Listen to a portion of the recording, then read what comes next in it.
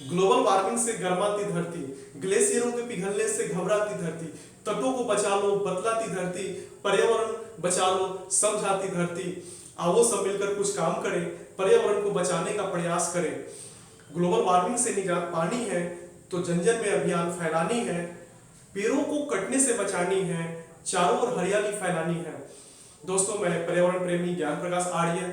आज हम लोग बात करेंगे विश्व की सबसे बड़ी समस्या, वैश्विक समस्या ग्लोबल वार्मिंग के बारे में। ग्लोबल वार्मिंग एक ऐसी समस्या है जिसमें हमारे पृथ्वी के वायुमंडल का जो तापमान है वो सर्वाइवल लिमिट से इंक्रीज करता है, यानी धीरे धीरे मानवीय क्रियाकलापों के कारण पृथ्वी के सतह का तापमान धीरे धीरे इंक्रीज करता है, जिससे पर्यावरण का संतुलन बिगड़ने लगता है और इसकी वजह से जो हो सकता है पूरी मानव जाति और पूरी प्राणी जगत खतरे में आ सकती है। तो ग्लोबल वार्मिंग के लिए जो सबसे जिम्मेदार कारक है वो है green house gases. Green house gases, हाँ दोस्तों, ग्रीन हाउस गैस में सबसे प्रमुख गैस कार्बन डाइऑक्साइड मानी जाती है। तो कार्बन डाइऑक्साइड गैस का उत्सर्जन देख सकते हैं कि सारी की सारी मानवीय क्रियाकलाप है।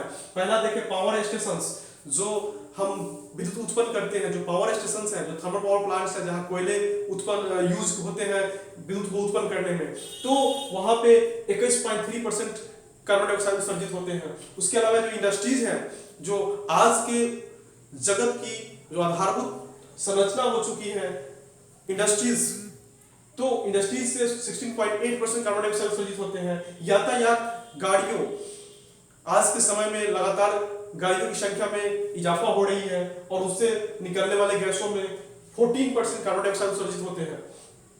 खेती उत्पादों से 12.5% कार्बन डाइऑक्साइड गैस उत्सर्जित होते हैं। जीवाश्म ईंधनों से 11.3% कार्बन डाइऑक्साइड गैस उत्सर्जित होते हैं। रिहायशी क्षेत्रों से 10.33% कार्बन डाइऑक्साइड उत्सर्जित होते हैं। बायोमास जलाने से 10% उत्सर्जित होते हैं। कचरे जलाने से 3.4% कार्बन डाइऑक्साइड उत्सर्जित होते हैं। तो देख सकते हैं कि ये सभी के सभी जो क्रियाकलाप है मानवीय क्रियाकलाप है और इन्हीं क्रियाकलापों से ग्रीन हाउस गैसेस उत्सर्जित होती है और इसकी वजह से हमारा ग्लोबल वार्मिंग की समस्या क्रिएट होती है। यानी इन गैसों के उत्सर्जित होने से ग्लोबल वार्मिंग की समस्या क्रिएट होती है, क्योंकि ये कार्बन डाइऑक्साइड गैस जो है हमारे वायुमंडल में एक लेयर क्रिएट कर लेती है, एक आवरण क्रिएट कर लेती है, जो कि सूर्य से आने वाली उष्माओं को अवशोषित कर लेती है, जिससे वजह से हमारा पृथ्वी का जो वायुमंडल है, जो क्लाइमेट हमारा है, वो लगातार गर्म होते जाता है और ये हमारी जो संतुलन लिमिट से बाहर चली जाती है। और इसकी वजह से आने वाले समय में अगर इस समस्या पर ध्यान नहीं दिया गया तो ये विश्व की सबसे बड़ी समस्या बन सकती है और इसकी वजह से जो पूरा पृथ्वी पर जो प्राणी जगत है खतरे में आ सकता है, यानी प्राणी जगत का जो अस्तित्व है वो खतरे में आ सकता है। तो इसके लिए जिम्मेदार कौन है? हम लोग हैं, क्योंकि ये गैस जो कार्बन डाइऑक्साइड गैस का जो सर्जन है ये सारी मानवीय क्रियाकलापों के कारण है। तो इससे निजात पाना भी किसकी जिम्मेदारी है? हम सभी की है। दोस्तों, सभी देशों की सरकारों द्वारा लगातार कई कदम उठाए जा रहे हैं, लेकिन इस पर निजात पाया जाना तब संभव हो पाएगा जब जन जन इस अभियान में शामिल होंगे, क्योंकि इस पे निजात पाया जाना बहुत ही सरल है।